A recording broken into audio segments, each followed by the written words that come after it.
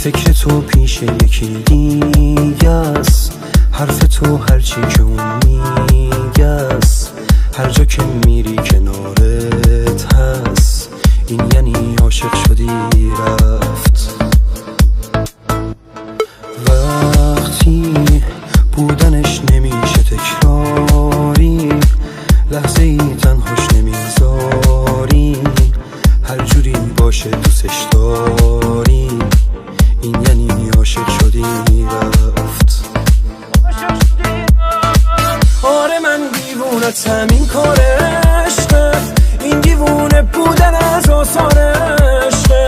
تو شدی دار و ندار و تکه‌گاهم، من به شرطی که تو باشی رو براهم. شعر و دلتنگی و چند تا یادگاری، ساعت و دلشوره و چشم انتظاری، از تو دارم این نگاه بیقرار و غیر عاشق کی میفهمه حال ما رو.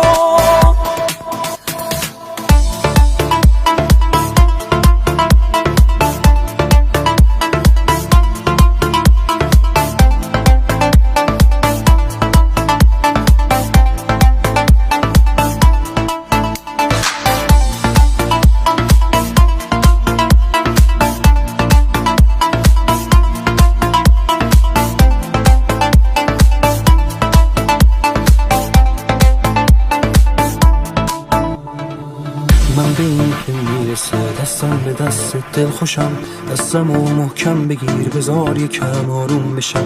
من تموم زندگیم و ساده میریزم به پاد، تو بخند دیوونشم فدای اون خندیدنات. من واسه بهتر شدن انگیزه میگیرم ازت، انتخاب من توی پیش تو خوشبختم فقط. من که دنیام و جوونیم و گذاشتم پای تو، با تو میمونم تا روزی که بمیرم جای تو.